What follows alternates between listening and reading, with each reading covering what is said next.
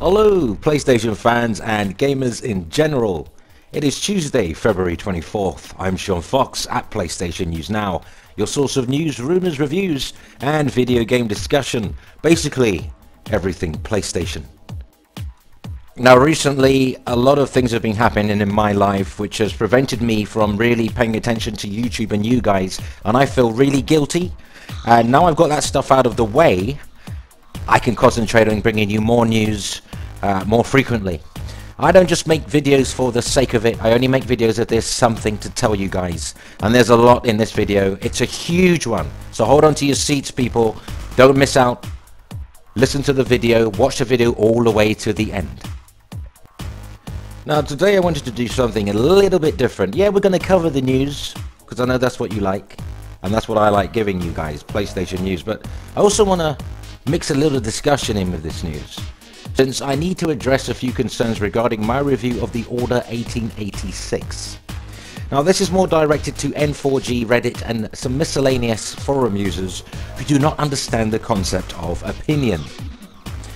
I have been accused of being a shill and purposefully hating on the game, accused of having an agenda, accused of being against PlayStation 4 exclusives.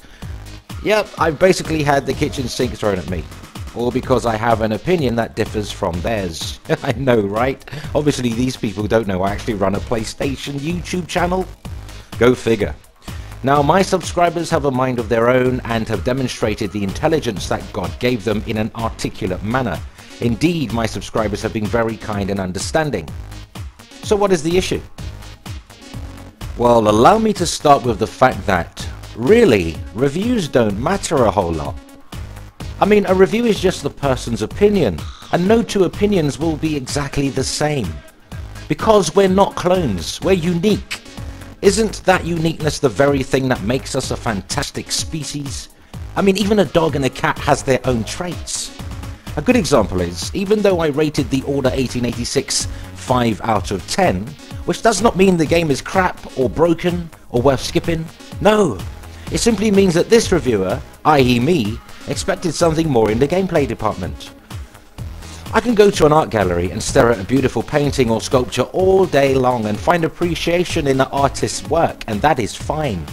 But that painting does not move, it's not interactive. In fact, you're forbidden to touch that painting, and many art galleries are free to visit.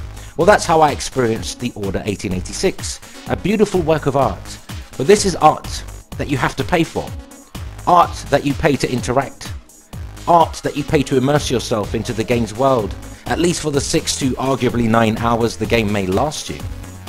Then once you have beaten the game on medium, then again on hard, remember it's the same game no matter how many times you play it, and no matter how many difficulty levels you try, it's the same game. There's going to be no difference. It holds the same value to me as a disposable razor, i.e. what do you do with a disposable razor once it's had its use? You throw it away, or in the case of this game, you trade it in. If you want to. Now there are no character swaps in the Order 1886 like there are in Heavy Rain. Neither does it have the length of Beyond Two Souls to justify its price, in my humble opinion. I mean, I have watched many YouTubers who will remain anonymous. I do not wish to embarrass nor insult people. But I've watched YouTubers defending the Order 1886 as if somebody had insulted their mother. I mean, is it weird? Of course it is. It's weird to me. I mean, sorry, but it just is. This is just a game. Don't be so... Yeah, be passionate about gaming, but don't take it so personally. You know, enjoy it for what it is. It's a fun experience. Now, one particular YouTuber claimed the same people who rated Telltale's games The Walking Dead Game of the Year, are hypocrites, because the Order has a similar playstyle, i.e. it's story-driven, has QTEs, etc. But this particular YouTuber neglected to mention that the Telltale game is $20 or 20 UK pounds and not the $60 or the £54.99 UK pounds that the Order 1886 costs. So you can't justify it that way. The price disparate, there's a huge disparity in the difference in price. See, it's easy to put across an argument, and it's also easy for that argument to be dissected and dismissed as flawed. Look, I'm just glad that I'm an independent PlayStation YouTube channel. Nobody pays me to review the games, nobody sends me free games. I have to buy all my games. or a friend may come over to my home and bring a copy of the game at their expense and allow me, bless me, to share the experience together. So at least nobody can falsely accuse me of being a shill or paid to trash the Order 1886. It really was my opinion. Now the Order 1886 is doing good numbers. Big numbers for Sony. It's selling like hotcakes, and that's a good thing. And honestly, I admire people who say they're going to buy the game regardless of the reviews. Yes, follow your own mind. You want to support Ready at Dawn? I salute you, because Ready at Dawn are extremely talented. Do not judge them on this game. I mean, graphically it's awesome. Awesome. Best thing ever. Support them in the hope that they produce a much better sequel with more gameplay. You know, I'm going to let the cat out of the bag. This is going to be a trilogy, people. So, you know, although for me the first one in the series is not that brilliant in terms of gameplay, I am quite hopeful. So yeah, support Ready at Dawn. I salute you. You're good people. Now, sales success shows that the review scores do not matter. The Order 1886 is the best-selling game of the week in the UK. It actually knocked the Evolve game off its top spot. Well done, Sony. Ready at Dawn. I'm extremely happy. Like I said in the review, it pained me to give it an average score. I did it so, you know, I really did it reluctantly. It was so hard. I really wanted it to be the best thing ever, but for me it wasn't. For you maybe it was, and there's nothing wrong with that. It is an opinion after all, and I humbly respect yours. Please show others the same courtesy. Don't get caught up in this nonsense about, if you don't agree with me, you're talking crap. Come on. Come on. Let's be real. I happen to know the Order 1886, as I said, is part of a trilogy, so yes, there will be a sequel and then some. I hope they put as much effort into the sequel as they did in the visual audio department in terms of gameplay, because I'll be damned if the Order 1886 is not the best looking game on any console, bar none, and that includes Rise Son of Rome, which has equally, in my opinion, limited gameplay. So at the end of the day, game reviewers can say whatever they like, but gamers will still buy whatever they like. The Order 1886's sales success shows that review scores do not really matter. The Order 1886 is the best-selling game of the week. Game reviewers can say what they like. You gamers will buy whatever you like. Now here's some information about firmware update 2.05. You've just had 2.04, which was a very minor update. But before I give you this information, I want to credit worldsfactory.net, because I'm not one of these people who will pretend to break stories or pass other people's news off as their own. Okay, so credit to worldsfactory.net. Check them out. There's no hate, it's all love. Now, it's been quite a few months since Sony Computer Entertainment released a major PlayStation 4 firmware update, the last one being 2.00. And just a few days ago we received 2.004, which was a very minor update indeed. Though blog manager Fred Dutton commented that the new update is not too far away and information about it will be forthcoming. Well, today, a rumor regarding this upcoming PlayStation 4 firmware update has been started by Tidux. Tidux is one of these individuals who leaks information, and they have successfully leaked information on PlayStation 4 system updates in the past, and they've been more or less correct, so take it with a pinch of salt, but then again they have been correct in the past, so credit due. Now, Tidux mentioned that gamers should expect it on or around the 29th of March, and it will be a significant update with some brand new features. Yummy. Now, truth be told, there are still many features lacking from the PlayStation 4, from the suspend resume functionality, which was originally promised by Sony, to the lack of DLNA support. But there are also some smaller additions that gamers would like to see, such as the ability to copy songs onto their hard drive or be able to organize their folders properly.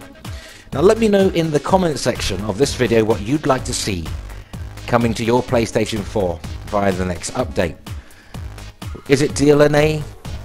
Is it suspend and resume? Are there other things that haven't been mentioned yet that you'd love to see the PlayStation 4 do? Let me know in the comment section. I'm really happy to answer any of your questions, and I will share any knowledge that I know. I do not hold things back, trust me. If I know, you'll know, because it's all about the love, alright? And speaking of updates, we can't forget the little fella. PlayStation 3 firmware update 4.70 is now available for download and reveals a new PlayStation Network logo. So you PlayStation 3 fans, I'm still one, there is a new update for you as well, just so you're not left out. Ratchet and Clank fans will be pleased to learn Insomniac Games are apparently planning to hold a Ratchet and Clank event in Los Angeles later this week. In fact, this Friday, which will be the 27th of February. I had to check the calendar there. Do forgive me for the pause. Anyway, Ratchet and Clank event in Los Angeles this week. The event will no doubt show Ratchet and Clank PlayStation 4 footage for the first time, and many are looking forward to the duo's PlayStation 4 debut, myself included. PlayStation News Now will update you in due course on all things Ratchet and Clank. And it's a case of better late than never for those still holding out for GTA Online Heists, because good news is coming your way. Rockstar have just confirmed that GTA Online's Heists will finally be deployed on March the 10th for the PlayStation 3, PlayStation 4, Xbox 360 and Xbox One versions, followed closely by the PC version on April the 14th. Pretty awesome for GTA Online fans who have been pretty much left in the dark. And are you still awaiting the DriveClub PlayStation Plus edition? Well, here's some information for you. Sony Computer Entertainment President Jim Ryan was recently asked if he could guarantee the PlayStation Plus edition of DriveClub is still coming. And Mr. Ryan had said that he could not say anything at this stage, and also said Sony cannot guarantee DriveClub PlayStation Plus edition will ever release.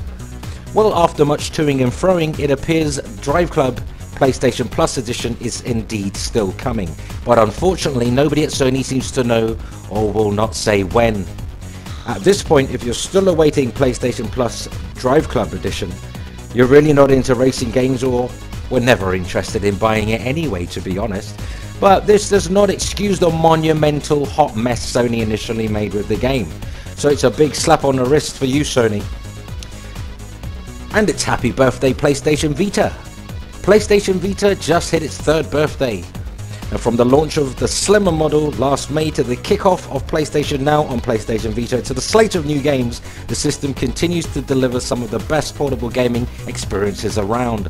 And since it's PlayStation Vita's birthday, Sony are kindly giving away some special party favours. This week they'll be offering free items to grab and a big sell, so get it while you can. Check PlayStation Network and PlayStation Blog in your regions for more details for the free swag. And unfortunately, I was unable to do the Friday shoutouts last week due to non-gaming related unforeseen circumstances, but I will make it up to all of our new subscribers this Thursday and Friday. Yes, it's a double shoutout, so be sure to check that out. Also, I'll be honouring our regular commentators who make the channel worth it. Thank you so much, guys and girls. I feel so humbled reading all of your comments. Much love to you all. Gamers are some of my favourite people on the planet. Which brings us to the end of today's super long video. Thank you so much for being patient with me and for sticking right until the end. If you enjoyed the video, please poke the like button. Continue to help PlayStation News Now reach more PlayStation fans by continuing to share videos, comment on any aspect of this video, or just tell us what's on your mind. Follow PlayStation News Now at PlayStation News Now via Twitter, and support the channel just by hitting subscribe. For all your PlayStation news in one place, you already know where it's at. Thanks for continuing to support me. I love you all. God be with you. Until next time, thanks for watching.